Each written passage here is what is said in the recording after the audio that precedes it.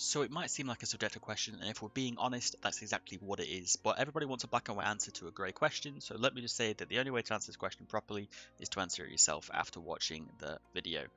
Believe it or not, Overwatch 2 is a sequel to Overwatch 1, the massively popular game. All new heroes, maps, modes, and generally a refreshed feel are some of the new features you're going to find when you play the new installment. And one big positive really for the game is that it is free to play compared to the last game. So it's a free to play game, AAA title, sequel to a massive popular game, set itself up for success straight away. But there are some problems, and that's kind of what this video is going to be about. Is it worth playing in 2023 with all these new features coming in? So the business model of launching free games with microtransactions is nothing new, and it's incredibly lucrative. Basically, Overwatch 1 didn't really have this too much. There was some microtransactions that went into it, but the game overall was you buy it and you can play and have access to everything that you want to have access to pretty much within the game. But one thing to consider with this is that because it's a free game, a lot of their revenue is going to come through the microtransactions. So if you're someone that doesn't like that, for example, to play the new hero Ramatra, he's locked behind the battle pass. The free version takes a while to get, it's a lot of hours logged. You can buy the battle pass premium version though to get access to him sooner. So if you're someone that doesn't like that aspect of having content locked behind paywalls, then something to consider for sort of answering the question at the end of the video. So maybe I'm being too negative and direct here though, but let's understand that if you're someone that's disgusted by MTX, then you've got to be prepared to slog through hours and hours of gameplay to unlock these brand new heroes. Speaking of heroes, the balancing. Now the balancing is flat out hit and miss, as it always has been with Blizzard since Overwatch 1 and many of their other games in reality. If you're coming from a competitive background, or if your favourite hero feels kind of rough compared to the other role counterparts, then be aware that balance patches are often brutal and frequently disappoint the bigger player base. As far as negatives go, I'm running out. It's hard to really produce negatives for a free AAA game like Overwatch 2 and without becoming a straight up hater of it by doing so.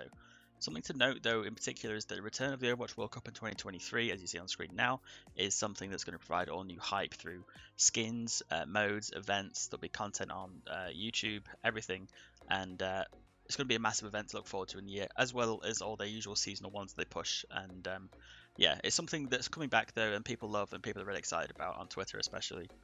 But let's break it down really. The game is actually quite fun. The player base is healthy, new heroes are generally quite fun to play, the updated maps and modes provides a new experience to not only, new players but also some of the older veteran players that are coming back to the game. But something that hasn't been mentioned yet is the updated graphics that come with the new refreshed game. Back on previous game, I think we topped out with 300 FPS max cap, or maybe 400 if you could unlock it. And what you are seeing this year is a max cap of 600, and they have it at that because you can push those frame rates. On my 3070 with a 5800X combo, I can push between 300 and 600 regularly all the time, pretty much all the way throughout the games, no matter what's happening on the screen. And that's without the optimal settings, for which I'm probably going to make a video shortly on my channel if you want to stick around and check that out. Just sort of the refreshed, updated FPS video, sort of going over settings in game and also maybe stuff in the windows that you can change to try to push the overall performance of the game. But it is good as it is, and it looks amazing all the time, even on low settings, whatever. Looks great already. But it's the perfect game really for young aspiring competitive players coming through. If you are someone that's young, wanting to get into esports, it's great because it's free and you have access to balancing patches that are going to be pretty rough and gives you the bigger idea of what's going to happen through competitive and get you used to some of those setbacks when your characters, when your heroes in future start getting pushed back, how you can adapt. And it's also just a great entryway for them in that aspect as well.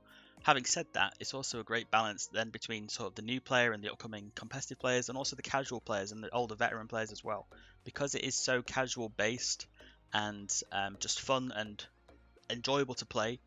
Everybody can kind of have their thrill with it if you'd like. And if you are someone that's already accustomed to Overwatch and the surrounding world, you're going to get that same level of enjoyment out of the game as anybody else.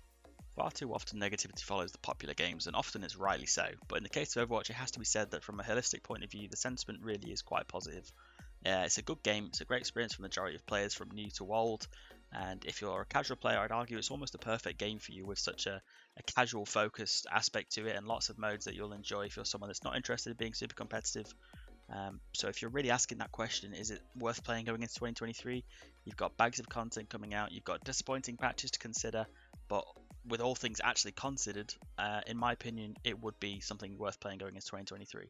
The main thing really is that the game is free, so the only thing that you're really spending to play the game is your time, and ultimately if you enjoy it but you don't think it's for you in the future, then what does it really cost you? Nothing. So some will disagree and that's fine, but just judging it by the facts and points I made in the video, for me, I think it's absolutely worth taking a stab and experiencing the Overwatch world.